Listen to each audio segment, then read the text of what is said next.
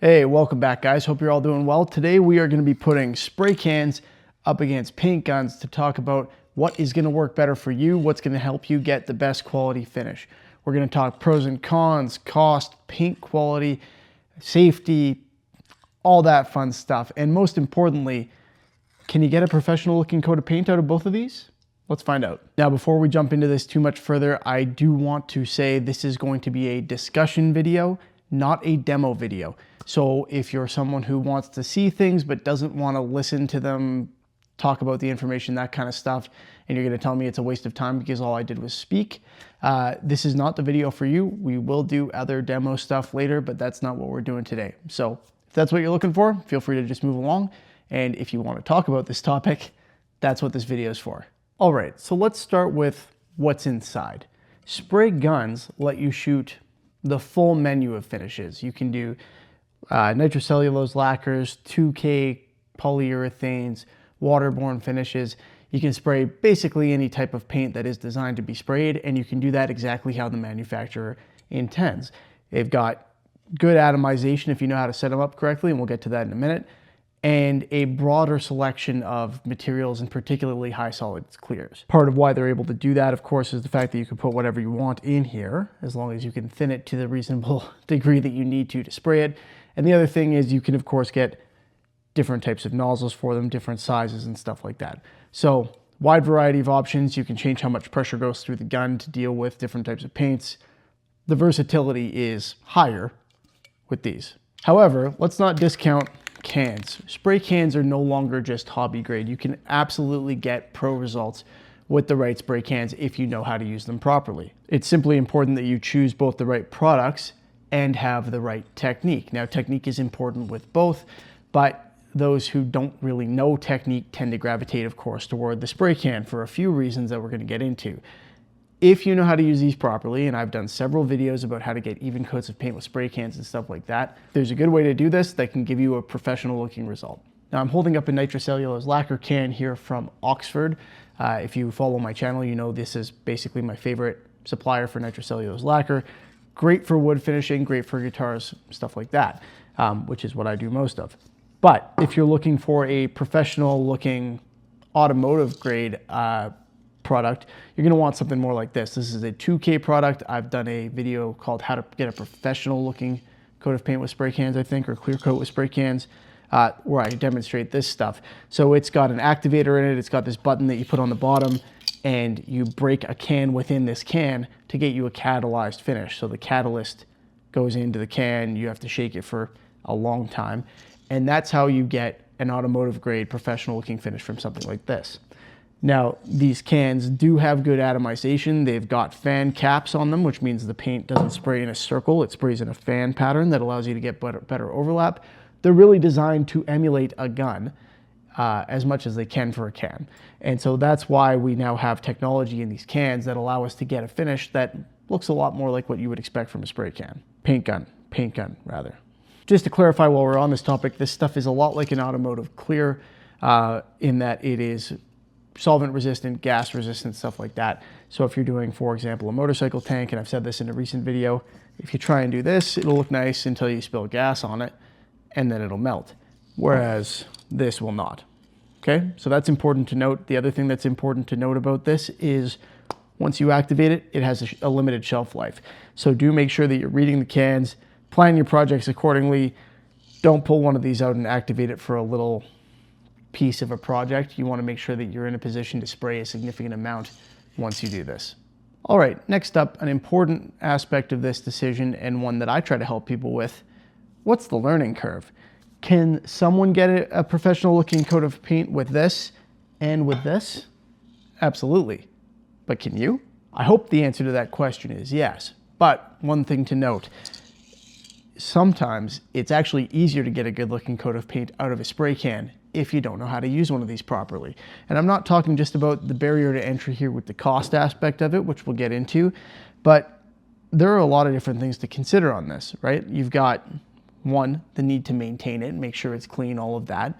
It won't work properly if it's clogged up, if you haven't cleaned it out properly, or if there's something wrong with either the paint flow or the airflow in it. Two, the need to filter your paint as you go in. or as you put it in, depending on what kind of paint you're using. But generally, that's a standard rule that a lot of people don't really know.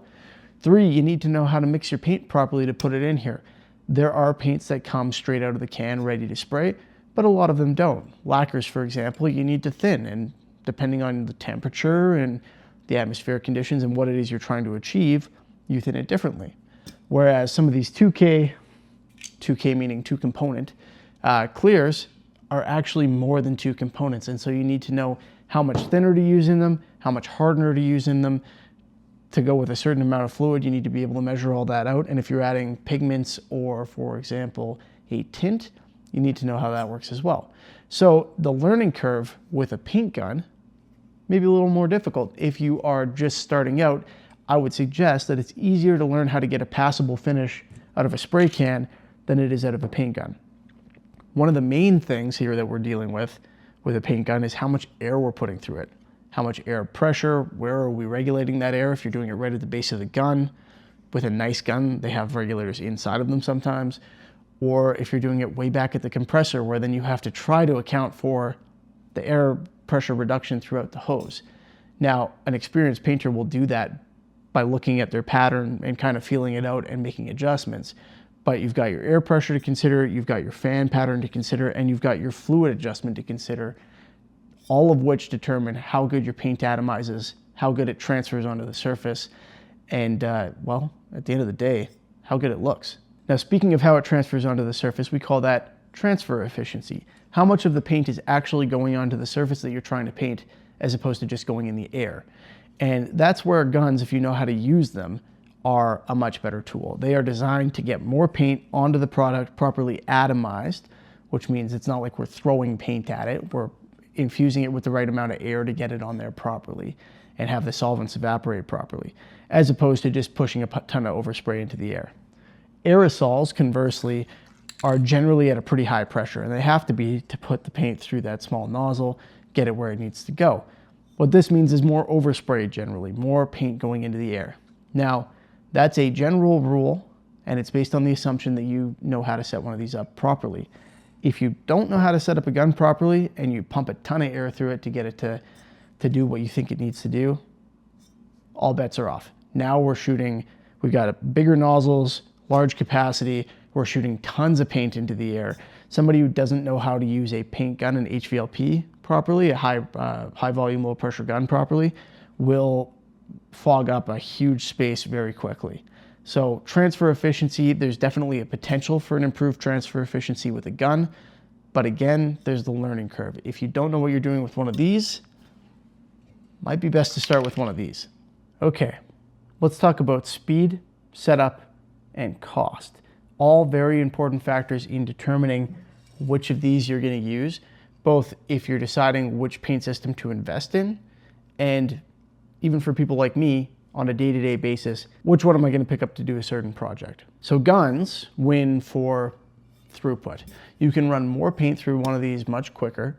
Once you're set up, which takes time, of course, and your gun's ready to go and your paint's mixed, you can do larger surfaces quicker, you can do panels faster, you can get a project done in fewer coats because you can put more paint through it at once, more paint through it quicker, and transfer it more efficiently to your project. Now, that's great for larger panels and stuff. For smaller, more intricate panels, or not panels, projects, sometimes a can's a better option. But really, if you want to go with the paint gun route, then you're just looking at a smaller gun, a mini gun, maybe even an airbrush. So there are options for this type of system for all of those. Of course, the setup and cleanup after are going to be more difficult, particularly if you're trying to spray a 2K. The cleanup for a gun with 2K paint in it, much more difficult. There is no cleanup. When you're done, you throw it out. A little harder on the environment, perhaps. But from a cost perspective and a cleanup perspective, there you have it. Now, of course, for smaller projects, the can wins for convenience. You warm it up if you need to, give it a good shake, make sure there's nothing clogging the nozzle, and spray. That's it. Cleanup time, well, on a gun with a classic nozzle like this, you turn it upside down and spray it until only clear gas comes out so that you've unjammed the nozzle, and that's it. Put it away. So from a convenience perspective, again, if you're spraying a smaller volume, it can make sense. If I'm spraying only a very small project, there's really no need for me to go in and set up something like this because I know how to use a can properly. I can just pick it up, make sure it's warm enough. If it's not, I can put it in some warm water for a few minutes, give it a good shake and go. And it's done. If you don't know how to use a can to get a good finish, well, then we've got a different problem. So that covers speed and setup, but what about cost? And this is where it gets interesting. So again, the startup cost on something like this, obviously significantly more. This gun costs more than any spray can does, of course. And you can't just run it as is. I can't dump paint in here and pull the trigger and expect something to happen. I'm not gonna go and hope I can get paint to come out. So I also need a compressor, which is a big expenditure. I need a regulator. I need the paint itself, of course, and I need the hose. So all of that needs to be purchased in order to get you up and running with one of these. Now, if you've already run pneumatic tools and you've got a compressor and hopefully a regulator, then it's a simple matter of getting your hands on a gun. That one's pretty straightforward. But if you don't have that stuff, the startup cost can be pretty substantial. Now, assuming all of that is already in place and you've got guns and cans like I do, then we still have that question on a job-by-job basis, but less so. Once you're set up with this, it is cheaper. Paint by volume for a spray gun is cheaper than spray cans. So you need the right paint, but once you've got it, you can do a lot more efficient work with the spray gun from a cost perspective because you're mixing it with thinners and stuff like that. The material goes a longer way. You don't get as much overspray if you're doing it correctly. This is your winner on that. However, again, even once you've got this set up in place, it kind of depends on the size of the project and what you're spraying and how often you spray it. Because if I want to get this can, it's going to cost 25 bucks or something like that. And I could do a full guitar with this easily. If I want to get this same catalyzed polyurethane type finish through this gun and I only want to do one guitar, no dice. It's going to cost well over $100 to get all the stuff that you need to be able to do this. Now, I make my purchases in Canadian dollars, but still, we're talking, you know, anywhere from just under $100 for a gallon to upwards of 400, depending on what paint you want, what quality, what UV resistance, and this high solids nature of the clear. There's a variety of options available, which is nice, but they're expensive, and none of them are 25 bucks. So this is a single use. That's a really high cost for one use if you're doing a whole bunch of projects. There's no way painting a guitar with a gallon is going to cost me $25 worth of paint for just the one guitar. But if I'm only doing one, now I've gone and dropped well over $100 for that. Just depends on the project you're working on and how many of them you're going to be doing. This is also the case when you're spraying a bunch of colors and stuff, right? Like paint, spray cans. A spray can of a certain color, of course, costs more than a little bit of the pigment that you would need to be able to mix it to run it through a gun. So there's some math to do there, but I think hopefully I've covered the general concepts in a way that makes sense. And of course, as with everything on my channel, if you have questions, let me know in the comments below. So we've now covered what's good for what and all of that stuff. And I've probably already spoiled this one, but in case I haven't, let's get to the real question. Can you get a professional looking coat or professional looking finish with both of these options? I think we all know the answer is yes. Now, with that said, it's not just about the technique. You also need to be getting high quality spray cans. Some people really struggle with certain types of spray cans. They have all sorts of issues with them cracking and stuff. There are paint brands out there that I simply won't use on some of my projects just because I'm not good with them. I do get a lot of people telling me like Rust-Oleum Painter's Touch, for example, doesn't work for them. It stays soft, it cracks. I've never had that experience with it, but it's certainly not my go-to for high quality projects. These are basically what I generally opt for. These and Mohawk. Oxford for nitrocellulose lacquer finishes, and then Spray Max, you can also get color paints in it for like automotive colors and stuff like that. So I'll do that if I'm looking for a urethane finish. But there are lots of good options out there. You can get a really nice finish with Montana paint cans, for example, particularly if you're going to clear coat them with something like this.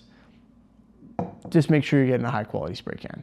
So the short answer, yes, you can get a professional coat of paint with either one as long as you have a general sense of what you're doing and you're willing to spend the time to do it properly, give proper time between coats, do the appropriate prep work, and probably buff and polish it at the end because you're going to have some orange peel regardless of which of those you do. Now on some projects when you really need like a high build sealer or something like that, this is going to save you a ton of time, but that doesn't mean that you can't do it with spray cans. It will just take a whole bunch more coats and it'll be a lot slower as an overall process. You can still get a professional looking finish. It's just going to be a little bit more difficult, a little bit more time consuming, and in the end, a little bit more expensive, assuming you've already got the setup for this. Now I should talk a little bit about safety. Generally speaking, the safety concerns are the same, regardless of whether you're using a spray can or a spray gun. You're still spraying essentially the same type of stuff. The mere fact that it's aerosol doesn't change that. It's the paint, the solids, all that stuff going into the air that's really the issue. So wear a proper respirator regardless of which one you're doing. Now, where the rubber hits the road, so to speak, is the 2K stuff. These catalyzed polyurethanes, whether you're passing them through this or the gun, contain isocyanates. And that is not something that you can filter out with a normal filter and a respirator. Unfortunately, it's tough to protect yourself from this stuff. It is pretty vicious. So I'm not going to comment on whether you're safe or not if you're just doing little bits of it. I can say I spray it sometimes and I don't really have the right setup, but I don't spray it often. The right setup involves basically a hazmat suit. So an entire bodysuit that covers you so it's not absorbed through your skin, gloves, a full face respirator, which I do have, but I don't have the right kind because mine's just a filter one. What you need for this to technically be safe, if I can call it that, is a positive pressure mask, something that actually pumps air into your mask and thus keeps all of this stuff out. Doesn't filter it, it literally creates some air pressure in your mask that keeps the isocyanates from being able to enter so that you don't breathe them in. That may sound simple, but it isn't. I know you can get positive pressure masks that have a little compressor on them. I've never tried one. I know they're very expensive. But you can also get a system that hooks up to your compressor to pump air into your mask. It's got several layers of filters in it. I don't know how it works. If you want to see a setup like that, you want to know how that works, check out Flying Phil's channel. I'm going to link it down below. He's got something like that. He's an awesome painter. He sprays that kind of stuff all the time. For me, I don't know. I assume I would somehow manage to poison myself if I tried to set that up because I just don't know how it's supposed to work. But I do know that it's important, so be safe out there, folks. So let's finish off with just some practical recommendations here, let's call them. And these are going to be pretty obvious. There's a time for each of these if you know how to use them correctly. If you're having trouble figuring out how to set up a spray gun, or you watch the videos and it doesn't really make sense to you, you may want to stick with spray cans. But in the long run, if you're going to be doing a lot of projects and a lot of bigger projects and you want access to the full array of paints, you're going to want to learn how to use a paint gun. Even if you do learn how to use a paint gun, though, there's a time and a place. So use spray cans for small projects, things where you need a little quick hit, where it's going to be, a minute of spraying, you need one coat, and you don't really want to have to set up and tear down your spray setup. That makes sense. Use spray guns when you're running more material or you need a very specific or specialized material, something like a high solids clear or something like that. Or if you're doing a whole bunch of something. Spray gun is going to be more efficient and faster for the larger projects, for cars, cabinets, stuff like that. And on large surfaces, and this is important, and we haven't covered it yet, on large surfaces, if you're doing it properly, a spray gun is going to be much easier to get a nice even coat because it has a wider fan pattern that you can adjust to cover those big surfaces. People who spray their cars with spray cans, they usually don't turn out well. So guys, I hope you found that video helpful. If you did, please feel free to give it a thumbs up. Helps me out if you do. And remember to subscribe because we've got some good project videos coming out eventually. And, and of course, more of these information videos where we're going to cover some interesting and important topics, both from questions that I've seen in the past that you guys have struggled with and from the stuff that we have coming up as we go. Again, and as always, hope you enjoyed it. Have a good one, and I will see you next time.